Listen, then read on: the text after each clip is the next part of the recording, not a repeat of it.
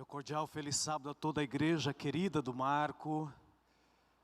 É um prazer estarmos juntos mais uma vez. Quero agradecer ao Grupo ID, da Cidade Nova 4, é isso?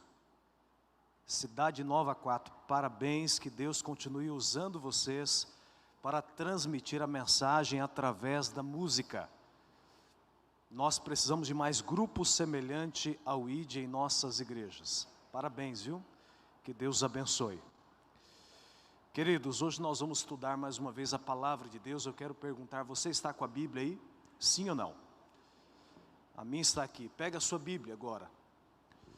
Feche os olhos, vamos orar. Nosso Deus, obrigado, porque em tão boas circunstâncias nos permite nos reunirmos nesta igreja para estudarmos a Tua santa e bendita palavra. Fala ao nosso coração, impacta a nossa vida e nos chame a atenção para o preparo para a volta de Jesus. É a nossa oração em nome de Cristo. Amém, Senhor. Amém. Lá está o tema que nós vamos estudar hoje, a outra segunda vinda. Irmãos, nós pregamos e aguardamos ansiosos pela segunda vinda ou segundo advento de Jesus. Esta é a bendita esperança da igreja. Há mais de 2.000 passagens nas Escrituras, dizendo que Jesus muito em breve voltará. Hebreus 10:37 diz que dentro em pouco tempo aquele que vem virá e não tardará. O próprio Salvador, em João capítulo 14, prometeu: não se turbe o vosso coração, credes em Deus e credes também em mim, porque na casa do meu Pai há muitas moradas. Se assim não fosse, eu vos teria dito, pois vou preparar-vos lugar. E quando eu for e vos preparar lugar, virei outra vez e vos receberei para mim mesmo, para que onde eu esteja, estejais vós também. Esta é a bendita esperança na promessa da volta de Jesus. Amém? Mas a Bíblia é clara, irmãos, que além da segunda vinda de Jesus, haverá uma outra, ou um outro segundo advento. E este é fundamental para estarmos prontos para a segunda vinda de Cristo. Para o segundo advento de Jesus, tem um segundo advento antes que você e eu precisamos conhecer e estar prontos, preparados. Pastor, qual é esse outro segundo advento? Porque ele tem um caráter fundamental para nós que aguardamos o segundo advento da vinda de Jesus. Eu quero começar, irmãos, com um texto do Espírito de Profecia. Está na tela. Meditação para conhecê-lo. Página 118, Ellen White diz assim, preste atenção nesse texto e lê comigo. Estudai atentamente no livro de Atos as experiências de Paulo e dos outros apóstolos, pois o povo de Deus em nosso tempo terá de passar por experiências similares. Eu quero chamar a sua atenção para o fato que o livro de Atos se repetirá. Como Deus começou a obra lá no primeiro século, o cristianismo, Deus vai concluir. E se o livro de Atos vai se repetir, ou as experiências que o povo de Deus viveu no primeiro século irão se repetir nos últimos dias, nós precisamos ler de maneira mais atenta o que este livro nos apresenta. E quando nós começamos a estudar Atos, vai lá comigo em Atos no capítulo 1. nós já percebemos Jesus ressurreto, aparecendo e ajustando o foco dos discípulos. Atos no capítulo 1. Abra a palavra de Deus.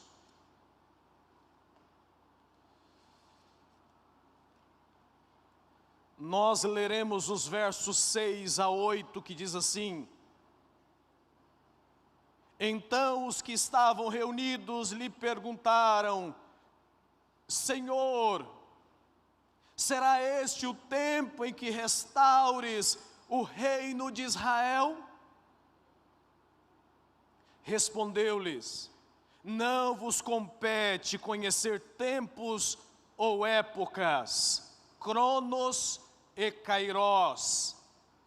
Não vos compete saber de tempo que o Pai reservou para sua exclusiva autoridade, mas recebereis poder ao descer sobre vós o Espírito Santo, e sereis minhas testemunhas, tanto em Jerusalém, como em toda a Judéia e Samaria, e até os confins da terra.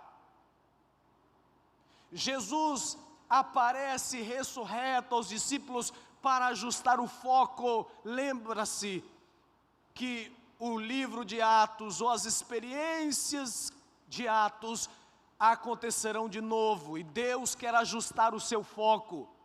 Deus quer que você pare de ficar olhando simplesmente para o cronos ou para o kairós, para o tempo humano ou para o tempo de Deus. Para de ficar marcando data, para de ficar mergulhado no sentido de saber o momento exato da volta do Senhor. Não é esse o foco. Jesus está ajustando aqui. Qual é o foco? Mas recebereis poder ao descer sobre vós. O foco é a promessa que o Pai fez. O foco é a capacitação de Deus, é o Espírito Santo, é o poder do alto, é o batismo do Espírito Santo, é o selamento, é a separação para a vida eterna. Muitas vezes, irmãos, nós estamos tão focados no estudo das profecias que esquecemos do Espírito Santo. E este é o grande pecado que a igreja não pode cometer. Jesus ajusta o foco e diz: para de olhar para o tempo, olhe para a promessa. E qual é a promessa? E recebereis poder ao descer sobre vós quem? O Espírito Santo. Irmãos, é interessante quando nós estudamos sobre o Espírito Santo no livro de Atos, porque você percebe que é Ele que lidera a igreja, é Ele que conduz a igreja.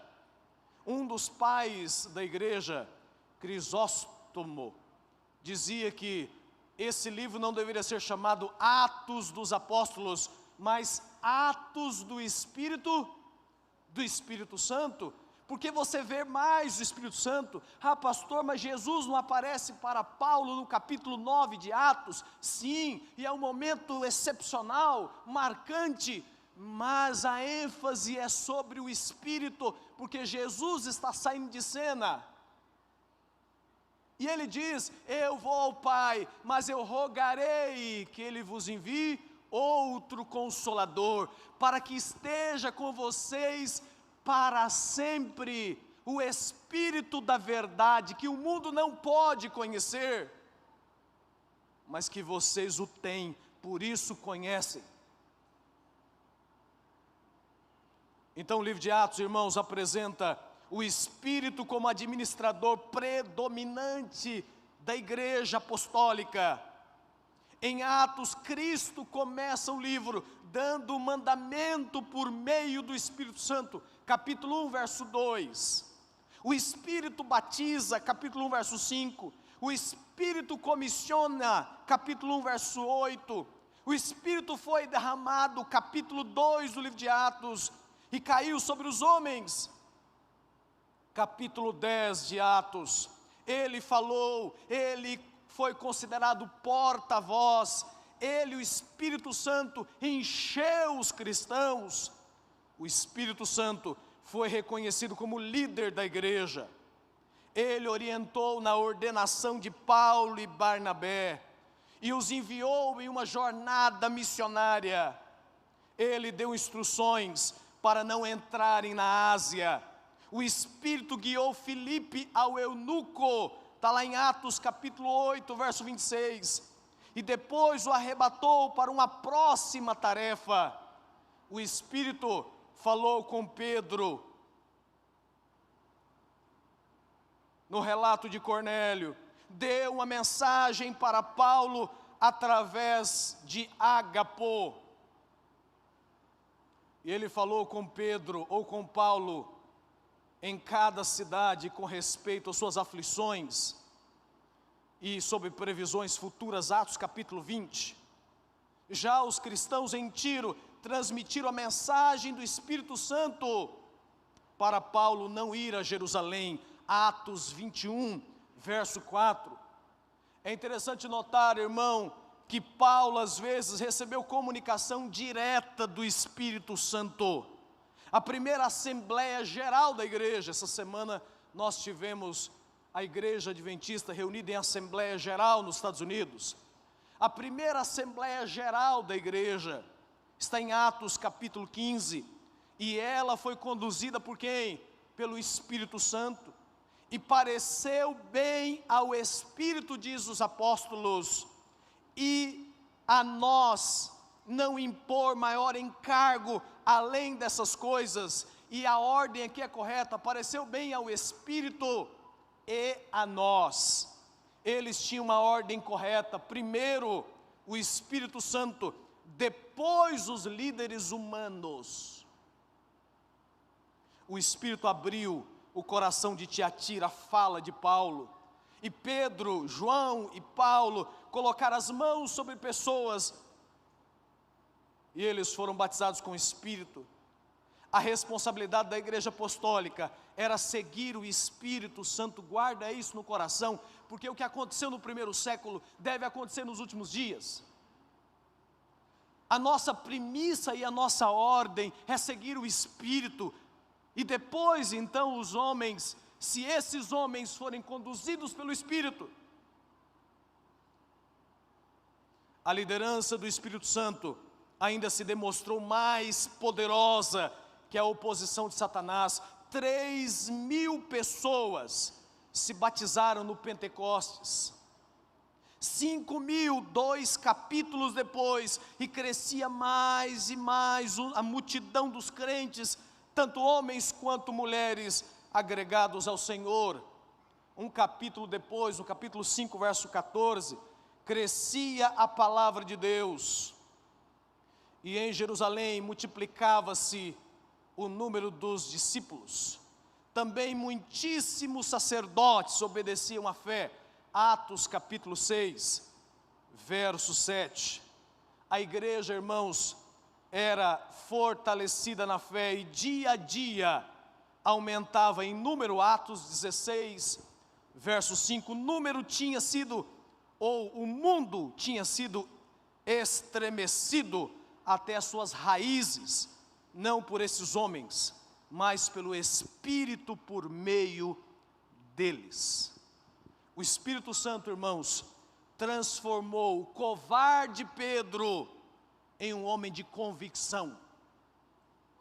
O Espírito Santo transformou Saulo, perseguidor, no proclamador Paulo.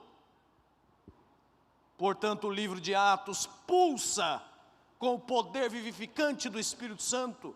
Atos proclama os atos do Espírito e não os atos dos discípulos. O Espírito Santo fez a diferença decisiva. O livro, então, irmãos, poderia ser chamado Atos do Espírito Santo. Deus concluirá a obra como começou, com o derramamento do Espírito. Não se engane, não se engane. Joel capítulo 2, abra a Bíblia. Joel capítulo 2, profeta Joel, no finalzinho do Antigo Testamento. É um profeta menor, mas com uma mensagem maior, poderosa. Joel capítulo 2, abra a palavra de Deus. Verso 28. E acontecerá depois que derramarei o meu espírito sobre toda a carne. Para um pouquinho. E acontecerá, qual é a palavra que aparece aí agora? Depois. Que depois é esse? Depois do quê? Irmãos, o apóstolo Pedro, ele vai citar Joel, e ele vai explicar que depois é esse. Deixa marcado Joel 2, marca aí a sua Bíblia, e vai comigo lá em Atos 2, verso 17. Atos 2, verso 17. Abra a palavra de Deus. Pedro explica o que é esse depois. Ele diz assim: e acontecerá nos últimos dias, diz o Senhor, que derramarei o meu espírito sobre toda a carne. Volta agora em Joel. E acontecerá depois. Pedro interpreta, e ele diz: acontecerá nos últimos dias, que derramarei o meu espírito sobre toda a carne. Gente, não há preconceito racial aqui. Toda a carne. A Bíblia diz: os vossos filhos e as vossas filhas profetizarão. Não há preconceito sexual. Homens e mulheres, filhos e filhas receberão o Espírito. A Bíblia segue e diz: os vossos velhos sonharão, e os vossos jovens terão visões. Não há preconceito etário. Velhos e novos receberão o Espírito. Até sobre os servos e sobre as servas derramarei o meu Espírito naqueles dias. Não haverá preconceito social. Servos e servas também receberão o Espírito Santo. Verso 30. Mostrarei prodígios no céu e na terra, sangue, fogo e coluna de fumaça. Verso 31. O sol se converterá em trevas e a lua em sangue, antes que venha o grande e terrível dia do Senhor. E acontecerá que todo aquele que invocar o nome do Senhor será salvo, porque no monte Sião e em Jerusalém estão os que forem salvos, como o Senhor prometeu, e entre os sobreviventes, aqueles que o Senhor chamar. Joel, irmãos, aqui ele fala da vinda do Espírito, e o contexto descrito por ele está no futuro, quando haverá sinal no sol, na lua. E nós sabemos, irmãos, que o sol se converterá em trevas, diz Joel, e isso aconteceu no dia 19 de maio de 1780. Depois Joel diz aqui, a lua se converterá em sangue. Isso aconteceu no dia 22 de julho de 1780. Então Joel coloca aqui em um contexto escatológico para o futuro, para frente. Pedro agora em Atos capítulo 2, eles recebem o Espírito Santo, e Pedro então interpreta: olha, o que está acontecendo aqui, a gente não está bêbado, porque chamaram os discípulos de bêbados, de ébrios. E Pedro diz: ninguém está ébrio aqui não, irmão, ninguém está bêbado aqui não, isso aqui é o cumprimento da promessa do Senhor, lá de Joel, que depois, nos últimos dias, derramarei o meu Espírito sobre toda a carne. Agora talvez Pedro poderia ter citado, para ele era o cumprimento final, ele entendeu que ali eram os últimos dias. Mas hoje nós entendemos ao ler o verso 23 de Joel capítulo 2. Lê comigo aí o verso 23 de Joel capítulo 2. Hoje nós entendemos bem o que aconteceu. Joel capítulo 2, verso 23, alegrai-vos, pois, filhos de Sião, regozijai-vos no Senhor, vosso Deus, porque Ele vos dará em justa medida a chuva, fará descer como outrora a chuva temporã e a serôdia. Hoje nós compreendemos o que aconteceu em Atos capítulo 2, ali desceu a chuva temporã. O que era a chuva temporã, pastor? Era a chuva mais fraca que vinha para molhar a terra, o grão, e fazer com que ele pudesse germinar.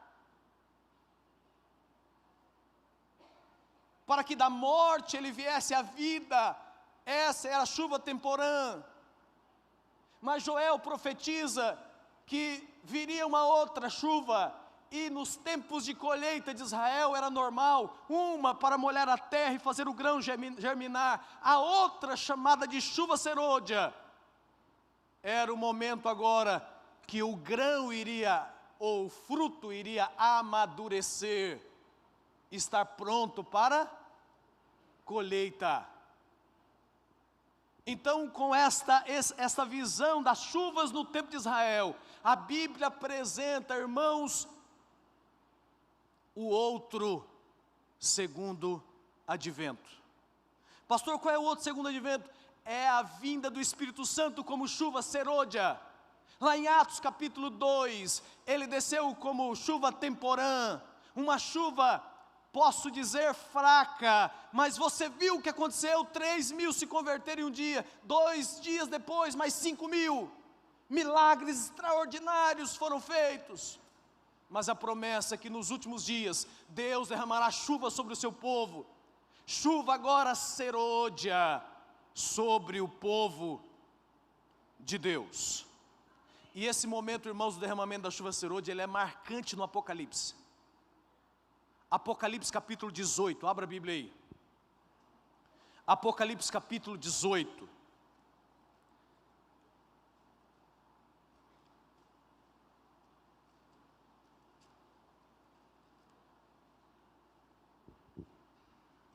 Verso de 1 a 3, depois dessas coisas, vi descer do céu outro anjo, que tinha grande autoridade, a terra se iluminou com a sua glória. Então exclamou com potente voz, dizendo: caiu, caiu a grande Babilônia, e se tornou morada de demônios, covil de toda espécie de espírito imundo, e esconderijo de todo gênero de ave imunda e detestável, pois todas as nações têm bebido do vinho do furor de sua prostituição. Com ela se prostituíram os reis da terra, também os mercadores da terra se enriqueceram à custa da sua luxúria. Irmãos, capítulo 18 do livro do Apocalipse mostra o momento em que o povo de Deus recebe a chuva serôdia, recebe essa dotação especial do Espírito Santo para estar em pé diante dos eventos finais, para permanecer em pé mesmo sem um intercessor no céu, porque a porta da graça está quase se fechando. Sem o Espírito Santo, nós estamos perdidos. E o capítulo 18, irmãos, deixa claro que não há posição neutra. Escuta isso aqui. Nesse último tempo da história da humanidade, ou a pessoa será cheia do Espírito, ou será cheia de demônios. Está aqui no capítulo 18, o verso 1, pessoas cheias do Espírito, iluminando o mundo, pregando o Evangelho. No verso 1, verso 2 e 3, você vê Babilônia cheia, mas não cheia, possuída por espíritos imundos. Então nesse tempo não há neutralidade. Ou nós estamos caminhando para ser cheios do Espírito Santo, ou nós estamos sendo possuídos por um outro espírito que não é o Espírito de Deus.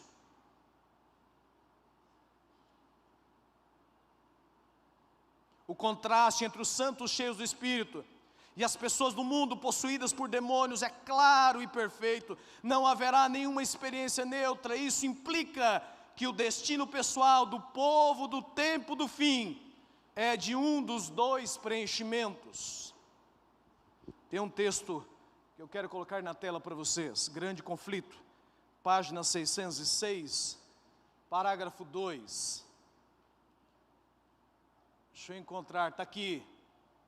Diz assim, irmãos: os obreiros serão antes qualificados pela unção do que? De seu espírito, do que pelo preparo das instituições de ensino. Homens de fé e oração serão constrangidos a sair com zelo santo, declarando a palavra que Deus lhe dá.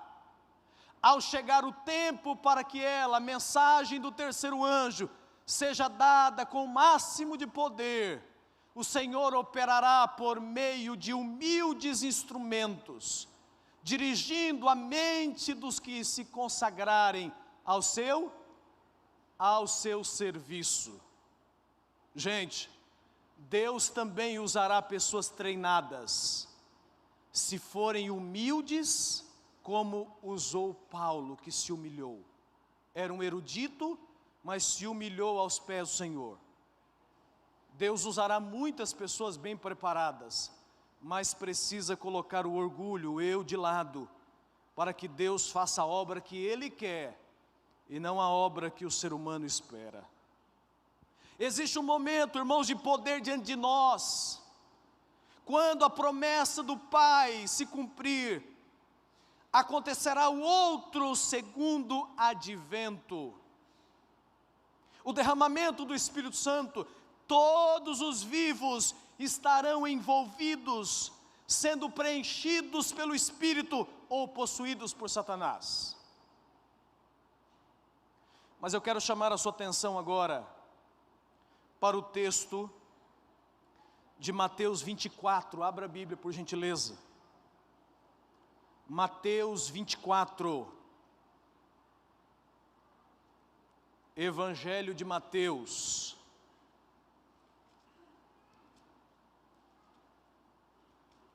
capítulo 24, nós leremos o verso 43.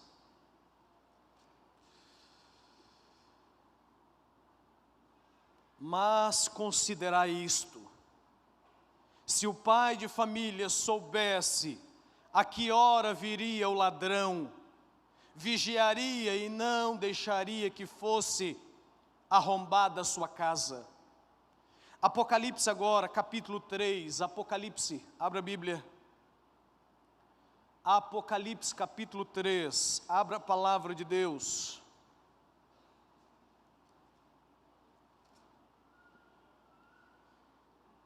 Verso 3.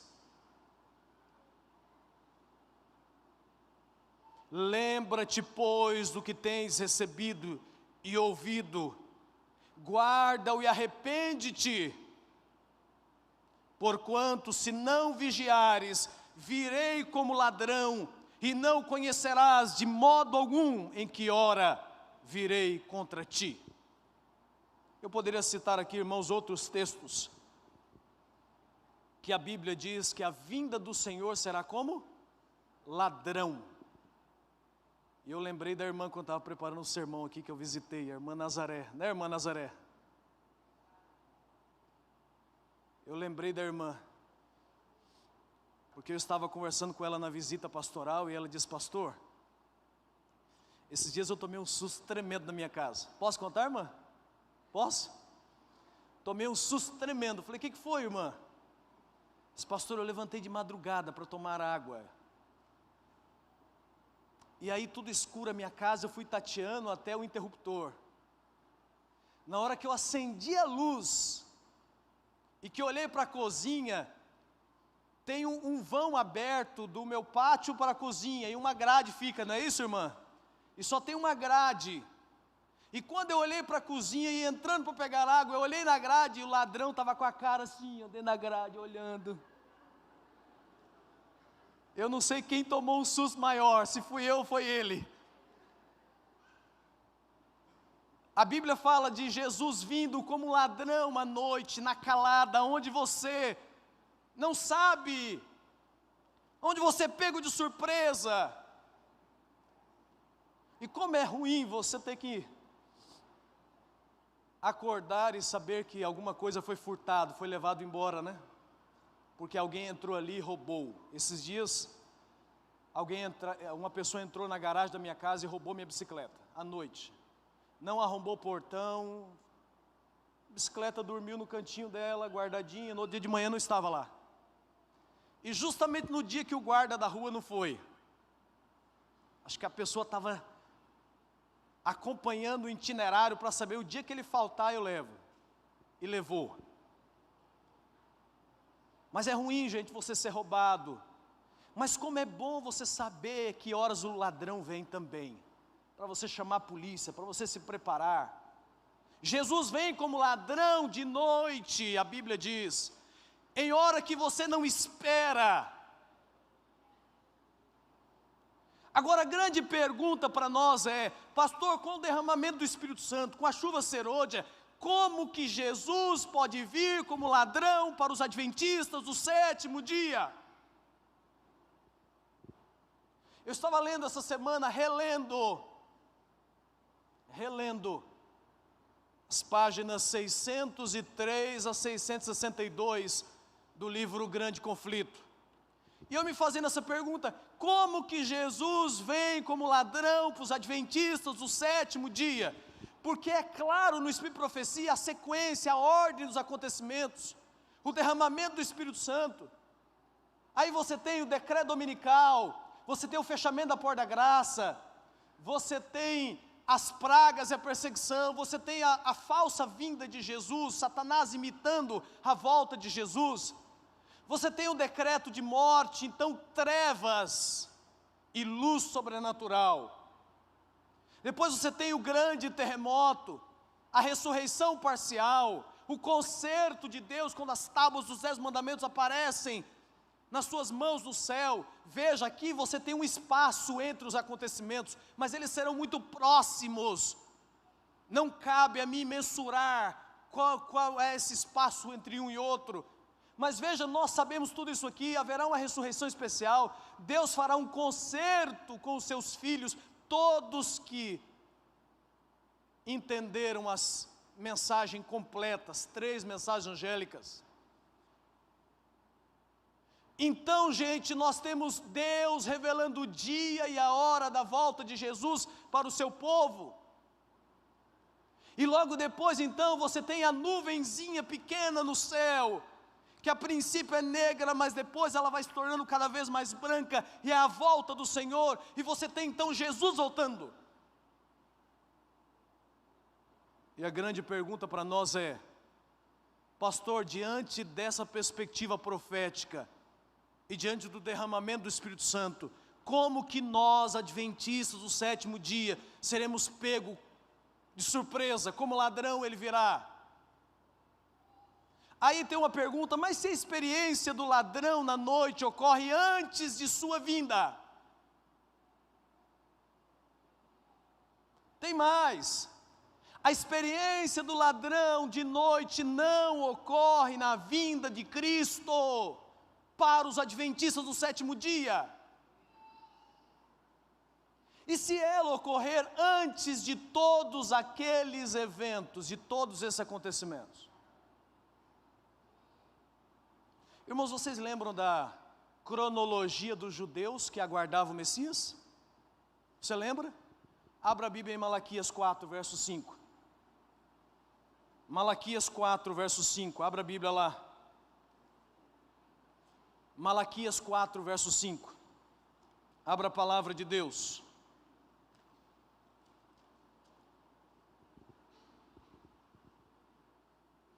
Eis que eu vos enviarei o profeta Elias, antes que venha o grande e terrível dia do Senhor. E ele converterá o coração dos pais aos filhos, o coração dos filhos aos pais, para que eu não venha e fira a terra com maldição. Eis que enviarei o profeta Elias, antes do grande e terrível dia do Senhor. Então, irmãos, na perspectiva profética dos judeus, Elias vem para que depois o Messias se manifestasse. E eles estão focados agora no Elias. Cadê o Elias? Quem é o Elias que vai vir?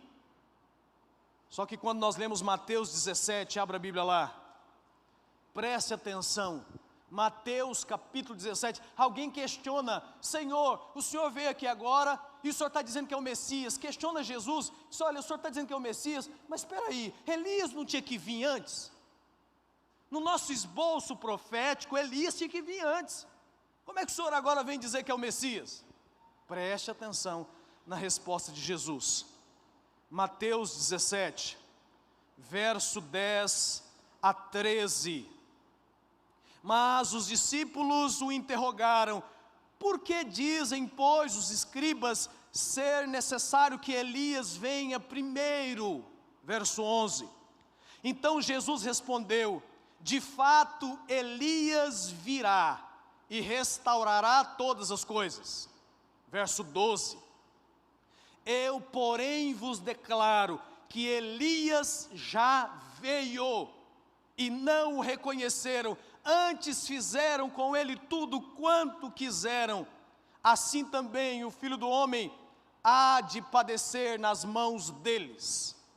Então os discípulos entenderam que lhes falara a respeito de quem? De João Batista. Olha, no cronograma profético, Elias vem, depois o Messias aparece, e agora Jesus está andando em Nazaré, no lago da Galileia, em Jerusalém, e ele está caminhando com os discípulos, e ele apresenta-se como Messias, e o questionamento vem, Senhor, mas primeiro não tinha que vir o Elias? Não é isso que os escribas, que os que compreendem da verdade apresentam, que primeiro, por que agora o Senhor vem, cadê Elias?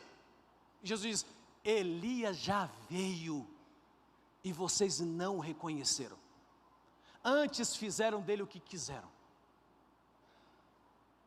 E eu digo mais, o Filho do Homem veio também, e vocês vão fazer semelhante coisa com ele.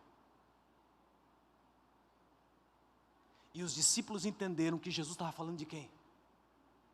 Imagina, eles sabiam de dois grandes eventos, a vinda do Elias e a vinda do Messias, e eles perderam os dois. Eles estudavam as profecias, conheciam as escrituras, aguardavam dois grandes eventos, e os eventos estão diante deles, e eles não reconhecem. Sabe, irmãos, nós corremos um grande risco nesses últimos dias. Qual é, pastor, o risco? É saber todos os eventos descritos dos últimos dias, e eles acontecerem, e nós não reconhecemos. Perder a vinda de Elias foi uma dura coisa, mas perder a vinda do Messias, eles perderam. Que triste. Nós não podemos cair como eles caíram. Não podemos errar como eles erraram. A nossa luz é muito maior. Jesus vem, mas o que acontece antes da vinda de Cristo? Está ali a descrição profética. Mas como que Jesus vem como ladrão para os adventistas do sétimo dia?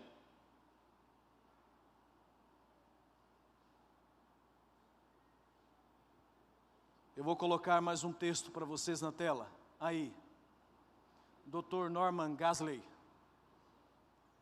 escreveu o seguinte, lê comigo. A chuva serôdia comissiona os mensageiros, mas não os prepara. Estar despreparado para a chuva serôdia é como perder um transporte que o levaria para a jornada do tempo do fim. Estar despreparado para a chuva serôdia é ser deixado para trás. Estar despreparado para a chuva serôdia é a experiência do ladrão à noite.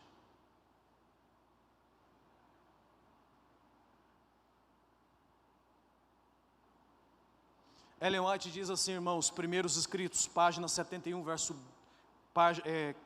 parágrafo 2. Vi que muitos, escuta isso porque não está na tela. vi que muitos negligenciavam a preparação tão necessária, esperando que o tempo do refrigério e da chuva serôdia os habilitasse para estar em pé no dia do Senhor e viver à sua vista. Diz, quantos vi eu no tempo de angústia sem abrigo. Haviam negligenciado a necessária preparação e, portanto, não podiam receber o refrigério que todos precisamos ter para os habilitar a viver à vista de um Deus santo. Ela diz, como eu percebi pessoas negligenciando a preparação, achando que quando vinha a chuva serôdia, em um piscar de olhos, em um estalar de dedos, eu estarei pronto para cumprir a missão. Esquece. Quando chegar a chuva serôdia, será tarde demais para aqueles que tiveram tanta revelação. Veja, irmãos, a chuva serôdia vem ao mesmo tempo que a lei dominical. Não haverá tempo para se preparar para a chuva serôdia depois que a lei dominical vier, cumprindo-se a palavra das virgens nércias em Mateus capítulo 25. Lembra das virgens? 5 delas eram nércias loucas. Por quê? Porque lhe faltou o azeite. Mas acabou todo o azeite? Não, elas tinham azeite, mas o azeite era pouco, não era suficiente. O azeite na Bíblia é símbolo de quem? Do Espírito Santo.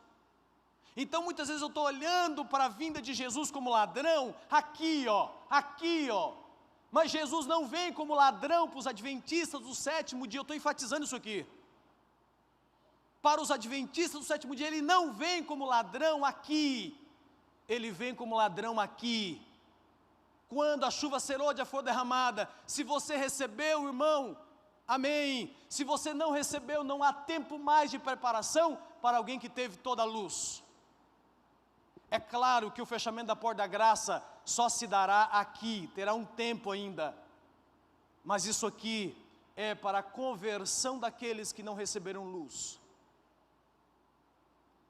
Então aqui na vinda da chuva serôdia não está implícito apenas o preparo, mas também a negligência dele, o desrespeito para com Deus. No tempo de preparo não se preparou, e agora passou a cega, findou o verão, e você conhece o restante do texto. Veja, nesse momento o selamento acontece. E o que é o selamento? O selamento é um estabelecimento na verdade, tanto intelectualmente quanto espiritualmente, para que não sejam abalados.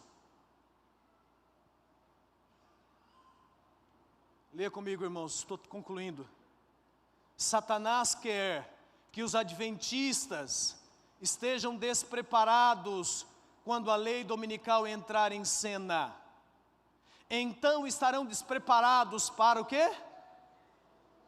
Para a chuva serôdia. E passam pela experiência do ladrão à noite.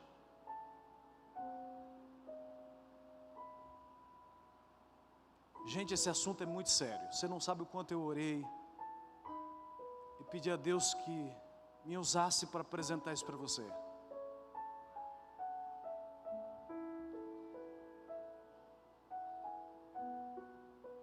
A chuva serôdia não vai lhe preparar. Você tem que se preparar antes. O Espírito está ao seu dispor. Mas quando a chuva serôdia chegar, você tem que estar pronto. Tem que ter azeite, não pode estar faltando. Porque o Espírito Santo, Ele lhe comissionará para iluminar, para falar. O Espírito Santo estará com você na terra, quando a porta da graça se fechar e não tiver mais intercessor no céu. Não tem como viver sem o Espírito na terra e sem intercessor no céu. Não dá. O único meio é ter o Espírito na terra. Quando Jesus, quando fechar a porta da graça, deixar de interceder. Só assim nós vamos ficar em pé diante dos eventos finais e vamos ver Jesus voltar. Eu preciso terminar. E eu tenho que terminar dizendo para você então como se preparar para a chuva serôdia. Como se preparar, pastor, para o refrigério, para o derramamento do Espírito Santo, porque sem Ele nós estamos perdidos. Como se preparar? E eu elenquei alguns pontos. Primeiro, eu vou passar rápido. Vamos ler juntos? 1, 2, 3. Coloque Deus em primeiro lugar na sua vida. Deus não aceita segundo, terceiro, quarto, quinto lugar. Coloque Deus no lugar que Ele deve estar. Não brinca com Deus. Ele não pode estar em segundo plano. Pastor, o que eu faço mais para me preparar para o derramamento da chuva serôdia? Você deve confessar sinceramente cada pecado conhecido, pedindo a Deus perdão e poder para vencê-lo. Pastor, o que fazer mais? Convide a família para buscar a Deus juntos no culto familiar.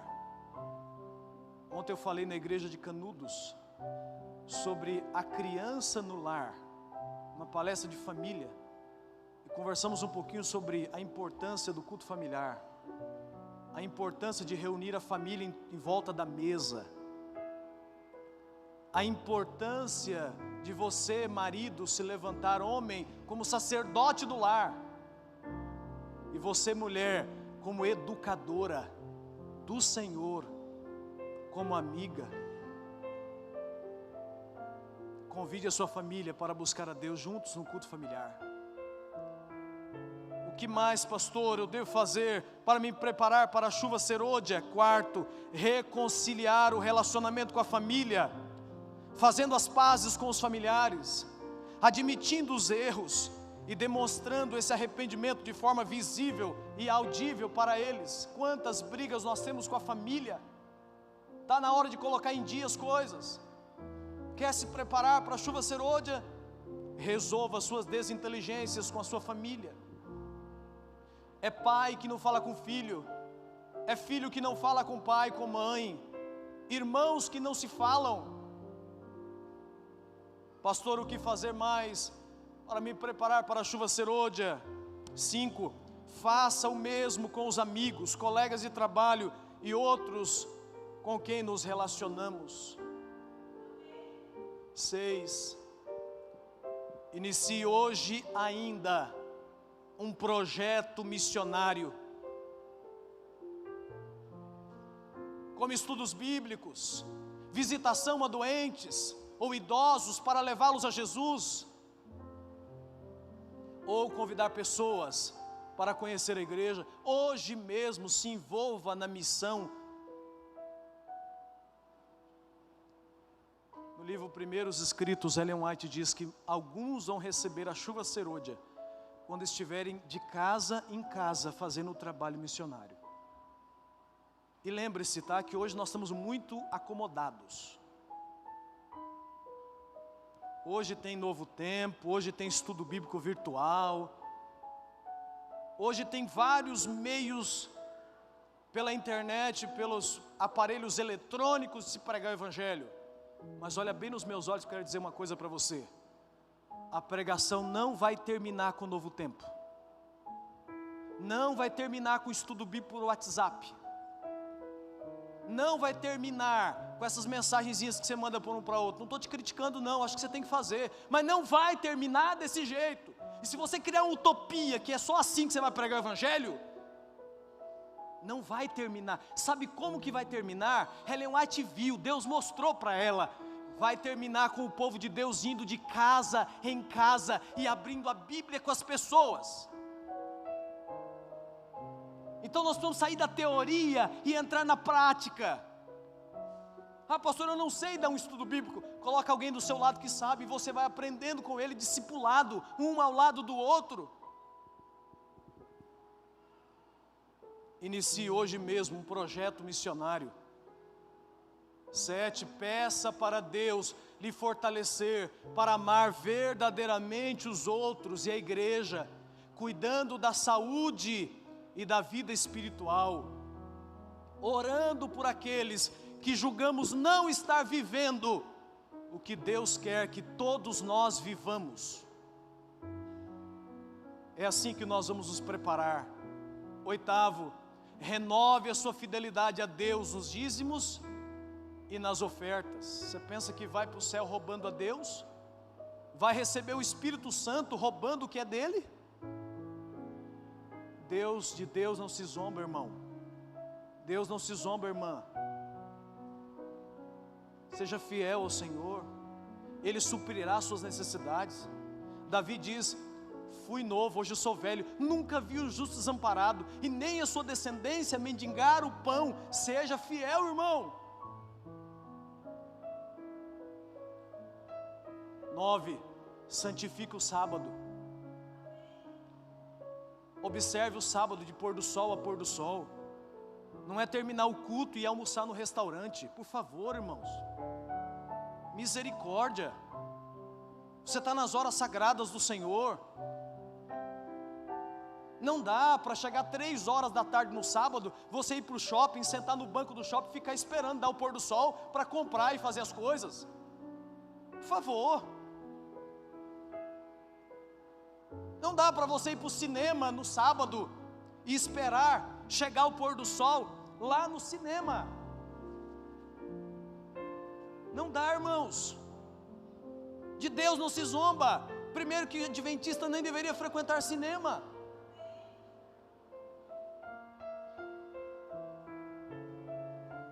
Santifique o sábado.